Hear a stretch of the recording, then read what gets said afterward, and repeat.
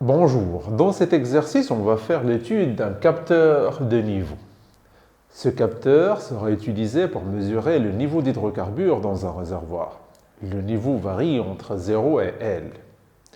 Le capteur est constitué de deux conducteurs cylindriques coaxieux plongés dans le réservoir. Le conducteur interne est en métal plein. On mesure la capacité entre les conducteurs séparés partiellement par de l'hydrocarbure, la partie inférieure, et partiellement par de l'air, la partie supérieure. On rappelle que la capacité d'un condensateur constitué de deux conducteurs cylindriques coaxieux, on regarde, est la suivante. C'est C est égal à 2pi epsilon0 epsilon r fois lambda divisé par le logarithme népérien de R extérieur sur R intérieur. Epsilon 0, c'est la permittivité du vide ou de l'air. Epsilon R, c'est la permittivité relative du diélectrique, que ce soit l'hydrocarbure ou l'air, selon le cas. Pour l'air, epsilon R est égal à 1. Lambda, c'est la hauteur du condensateur. R intérieur et R extérieur sont les rayons internes et externes du capteur. Pour simplifier les calculs, on va poser que A est égal à 2pi epsilon 0, le logarithme népérien du rayon extérieur sur le rayon intérieur. Et C devient tout simplement A fois epsilon R fois lambda. De manière générale, x étant la hauteur du liquide, calculez la capacité Cx du capteur. Donc C de x est égal à C de la partie remplie par l'air en fonction de x, plus C, la partie remplie par l'hydrocarbure en fonction de x. Pour l'air, on va appliquer cette règle-là. Donc on a A fois epsilon r qui est égal à 1 fois lambda. La hauteur de la partie remplie par l'air, donc c'est la hauteur globale moins la hauteur de l'hydrocarbure, donc L moins H. Pour la capacité de la partie remplie par l'hydrocarbure, donc on va voir c'est A fois epsilon r fois H, la hauteur de l'hydrocarbure. C'est A L moins A H plus A epsilon r H. Donc ça nous donne, c'est A L plus A epsilon r moins 1 H. Donc ça, c'est la capacité de notre capteur.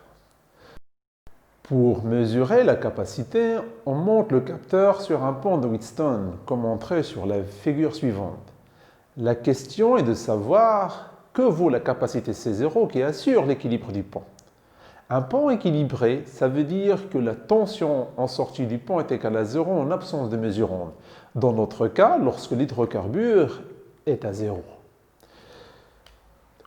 D'après le schéma, on avait mesure est égal à VG, ZC de X sur ZC, je vais le mettre comme ça, ZC de X sur ZC de X plus ZC0, ZC0 moins R sur 2R. Bon, je vais le corriger pour que ce soit plus clair.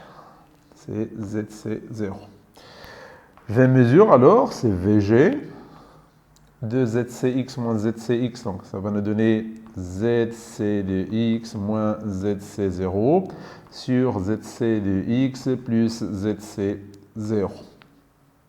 Remplaçons les impédants par leur équation. Donc V mesure est égal à VG 1 sur JC de X oméga moins 1 sur JC0 oméga sur 1 sur JC de X oméga plus 1 sur JC0 oméga.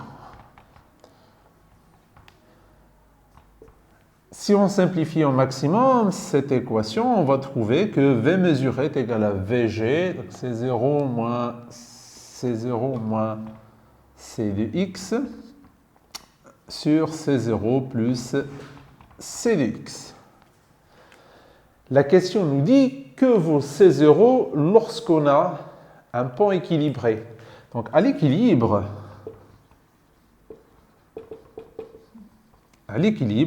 qu'est-ce qu'on a? On a x qui est la hauteur est égal à 0.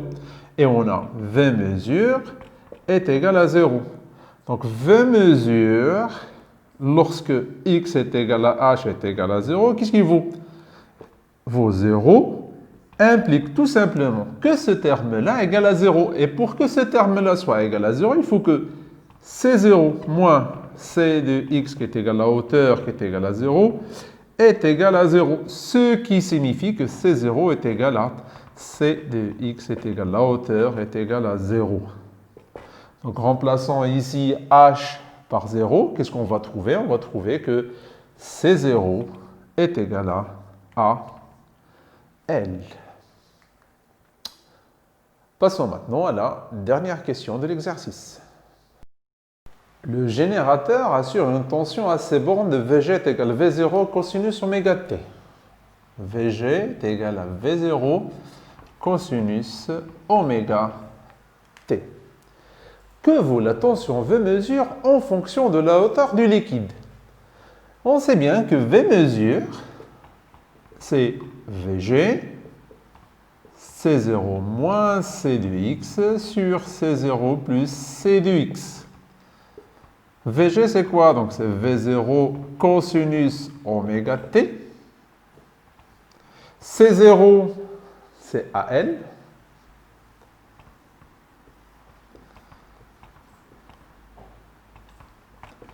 Et C de x, c'est AL plus A epsilon R moins 1 H. Donc, avec le moins, on va avoir A L moins A epsilon R moins 1 H. Au niveau du dénominateur, c'est la même chose. Donc, c'est AL plus A epsilon R moins 1 H. Ce terme-là, avec ce terme-là, on va avoir V0 cosinus oméga t multiplié par, avec le moins, je vais entrer le moins à l'intérieur de ce terme-là, on va voir c'est A epsilon 1 moins epsilon R, 1 moins epsilon R H sur 2A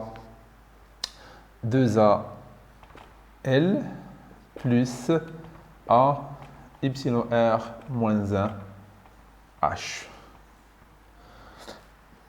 C'est V0 cosinus oméga t. Donc A peut partir ici. Donc on va avoir 1 moins epsilon R H sur 2L plus epsilon R moins 1 H. Donc ça, c'est la formule de V mesure. On voit bien que c'est une équation non linéaire. Donc il y a plusieurs méthodes pour la linéariser. Vous pouvez revoir le cours pour voir comment on peut faire pour linéariser l'équation de V mesure.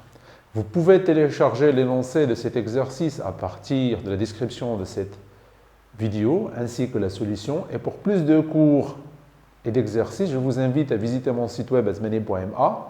Je vous laisse maintenant avec les résultats obtenus et merci et je vous donne rendez-vous lors de la prochaine vidéo.